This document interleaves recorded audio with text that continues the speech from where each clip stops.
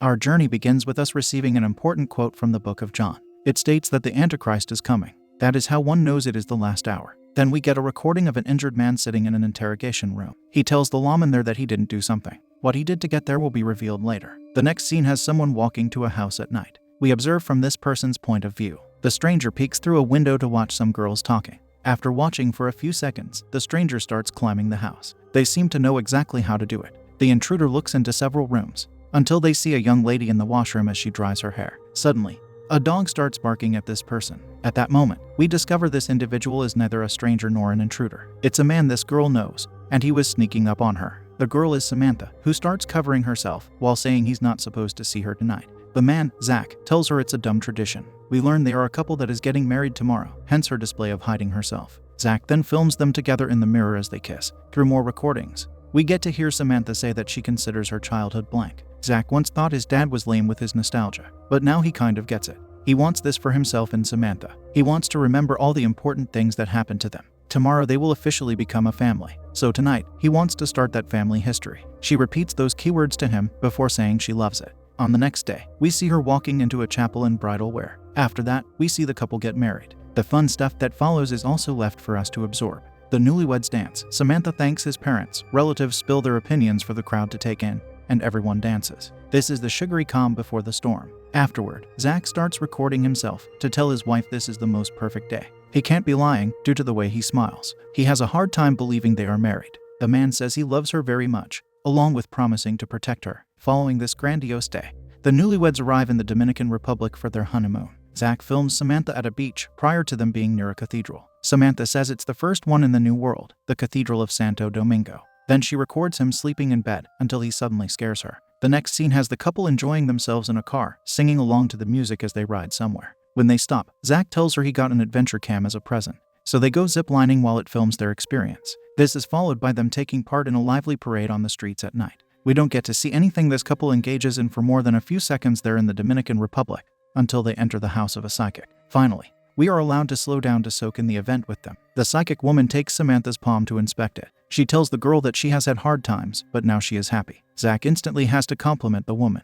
The psychic also says that Samantha has no family, along with no past. After that comes the macabre element, that she was born from lifelessness. This causes the girl to apprehensively ask what is meant by that. The psychic tells her that they have been waiting, people she does not specify. At this point, Zach asks his wife if she wants to go, and she does. Yet the psychic keeps holding her arm, repeating the phrase that they have been waiting. The couple becomes quite anxious due to this. They have to force their way out. They walk outside, with Samantha being disappointed. Zach tells her to forget about the crazy woman. As they try walking to their hotel, the streets are starting to look empty. A taxi driver soon picks them up. He wants to take them to a fun place. Shortly after, Zach reminds his wife this is their last night in the country. The taxi man even says it's free where he's taking them. One cannot argue with something fun being free, therefore they agree to it. Arriving at the place, the man tells them their vacation starts now. They walk through an area until they come to a building that gives Samantha a bad feeling. The man has to open a locked metal door while holding a flashlight. It certainly does appear to be suspicious. She wants them to turn back. This prompts Zach and the taxi driver to act gentle with her,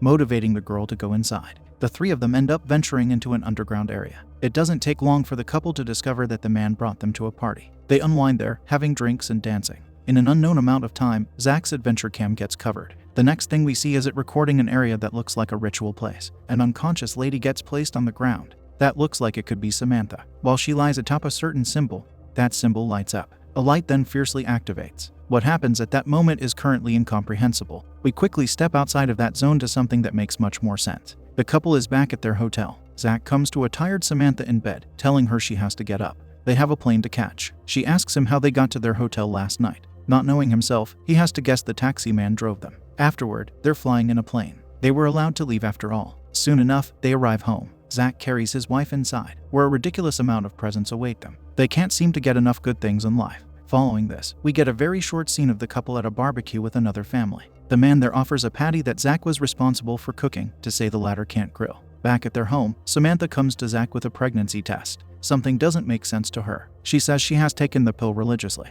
yet the test still says she is pregnant. That doesn't bother Zach. The man is more excited than she is. Then we see them at a doctor's office. A lady comes in, introducing herself as Dr. Ludka. She sees that Zach is filming, causing her to tell him they get an ultrasound picture. But they let her know that recording is Zach's style. He starts filming the ultrasound screen, where the doctor shows them the heartbeat of their baby. She tells them that Samantha is 7 weeks pregnant, and everything looks good. She also says the pill is 99% effective, though sometimes a pregnancy can happen. Giving them their picture of the ultrasound, she says their baby is due on March 30th. She uses Zach's camera to film what Zach calls their first family video. They sit together while holding the picture. At home, Samantha tells Zach the baby is causing her to swell up. He tells her the miracle of being a woman, having the capacity to make a baby inside of her, a capacity he does not possess. At night, he films her snoring. She suddenly opens her eyes, grabbing his hand for a few seconds. Soon she lets go to tell him to sleep. In the next scene, the couple has many people at home. Samantha announces the exciting news of her being pregnant, prompting everyone to cheer. At the dinner table, her nose starts bleeding for some reason. After that, Zach films the school, telling the baby that is where he or she will attend. The church where they got married gets recorded next. Once he shows a shabby house he calls the Anderson house. His dog unexpectedly starts running in that area. He has to go collect it. He then films inside their house, seeing Samantha hang framed pictures on the wall. Lastly, the room that will become their child's gets filmed. From the window there, Samantha notices a creepy man staring at the house. He probably sees them noticing him, which makes him turn away. At a grocery store, Samantha stands for a long time looking at the meat. Eventually, she takes a package to start eating the raw meat in the store. A lady there sees her, which brings her to walk away in disgust. Back at home, Samantha walks in on her husband with his sister, Emily, while he's working on the baby room. He doesn't want anyone to see it yet. However, they like what he has done so far. Afterward, Samantha starts experiencing stomach pain without notice. Zach tries to comfort her. This seems to cause the couple to take part in a class that helps women cope with their pregnancy. They all hear comforting words from the instructor. Before long, many of them start feeling pain, while Samantha just keeps lying there calmly. The next scene has them at a store where they want to buy materials for their baby. Upon returning to their car, she feels her stomach pain again.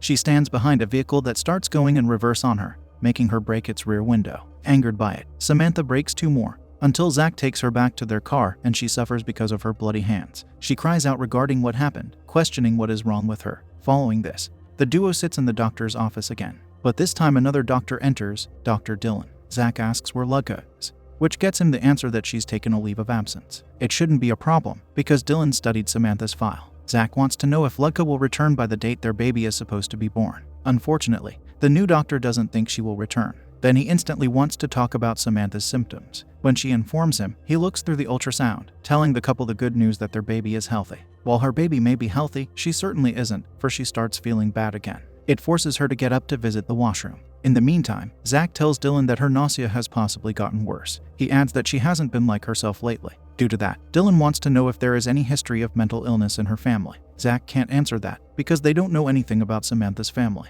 Her parents lost their lives in a car crash, and Samantha had to be taken out of the womb to survive. Once the girl returns, the doctor wants to perform an amniocentesis on her to rule out any issues. So he injects a large needle into her, which quickly fuels her with anxiety. Zach advises her to stay calm or else she will hurt herself. After it gets removed, he holds her, hearing her say that she can't do this. Outside of the room, Dillon asks Zach if he thinks she would ever hurt herself. He replies that he doesn't think so. At their house, several unknown people set up cameras in many different places. The motivation for this bizarre activity is currently hidden. Who are these people? Where did they come from? At the moment, our best guess is that they are probably the people from the Dominican Republic who know something about Samantha. Upon the couple's return, the girl says she feels like a hot air balloon. Unlucky for them, they now move around their house, not knowing over a dozen cameras are monitoring them. As Samantha lies in the bathtub, one of the cameras turns to look at her. Another camera shows their dog barking in its direction, like it knows something is there. Later, the couple is outside. Zach asks her if she wants them to get out of town. She doesn't consider it a good idea, due to him having already taken a lot of time off his work. Plus, she has to deal with her finals at school. Furthermore, they have to stay close to their doctor at a time like this. An uncertain amount of time passes. The couple comes home for Samantha to receive a surprise from many of their family and friends. The reason is that it's her birthday. She is visibly pregnant now. In the kitchen, through one of the installed cameras, we observe Zach telling 2 people that Samantha has not been herself. She thinks there is something wrong with her baby. Meanwhile, a little girl looks for another child elsewhere. She searches in a dark room for him. Eventually, she comes across Samantha, who yells at the girl to get out. Of course, she runs away in fear. Samantha then gets down on the floor to start scraping at it with something. This wild behavior has no rational explanation. On another day, she sleeps on the couch, having her husband look at her pregnant stomach. When he leaves, something abruptly moves inside of it. During her waking time, she talks to him about taking some classes now before returning to her full amount in autumn. Zach thinks it would be better for her to just wait for school in autumn. Yet she does not want to put everything on hold. If she starts doing it now, she feels like she might not start back up again. She doesn't want to turn into a housewife. Their discussion soon turns into an argument, with her concluding it by saying she didn't want to become pregnant. The next scene has the couple at their church communion. The priest comes to Samantha, asking when their baby is due. Zach tells him it's just 1 month away. For some reason, the priest coughs a lot. They all sit inside the church afterward, where the priest mentions it is the liturgy of the Eucharist. As the man attempts to continue, his persistent cough is making it difficult. The people start wondering what the problem is. It doesn't take long for him to get a nosebleed, much like Samantha did previously. Once he falls, panic ensues. Zach comes to his wife, only to get an aggressive reaction from her. At home, she lies in bed, telling Zach she doesn't remember what happened back there. She even wonders the alarming thought whether she hurt the priest. Zach tells her she didn't. She cries, asking what is wrong with her. Later, he watches his recording of the incident at the church on his computer. We must not forget that as he watches it, he is being watched by one of the many cameras in the house. He stops the video on a certain man there. It prompts him to start watching the recording of their time in the Dominican Republic. He stops that video on the taxi driver. The man in the church looks very much like him. If that's him, what is he doing there? Then he gets to the moment of the ritual. In all the months he had this recording, this is the first time he's watching it. Of course, it scares him, and he calls his friend, Mason. He wants him to come over. After that, he comes near one of the hidden cameras to notice some ash there. We get the impression that he's going to discover the camera, but he doesn't.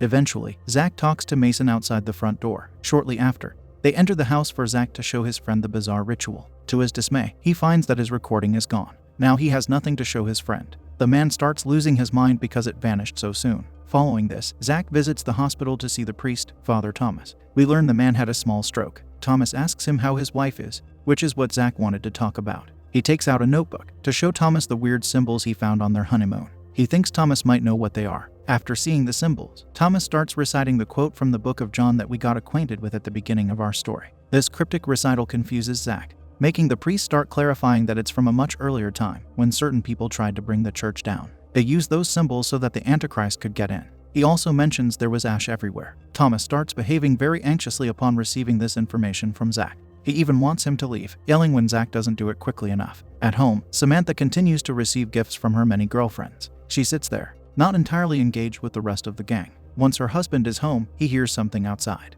Therefore, he goes there to investigate. What he finds are many piles of ash on his porch. This should remind him of what Father Thomas said. He even finds ash inside the house, near the windows. We then see him explaining this to a policeman. Unfortunately, all the officer says is that he can file a report. At night, Zach tries staying awake to watch out for any activity, but he ends up getting claimed by sleep on the couch. In the next scene, some people goof around outside. One of them finds a lifeless animal. He decides to turn the macabre discovery into something humorous. The group of friends soon spots someone else there, doing something to another lifeless animal. They approach her with some caution, seeing that she's cutting the animal up. Turning around, the girl reveals herself to be Samantha. The moment she does, one of the friends flies away due to Samantha's newfound power. Of course, this frightens the others to start running away. Yet escaping Samantha is not a possibility available to them. Back at home, Zach finds himself waking up on the couch. He goes to see his wife, asking if she is okay. She feels better. Another night comes, and he looks for Samantha inside the house. He finds her eerily sitting in a room without lights. Getting to her level, he asks with concern what she's doing.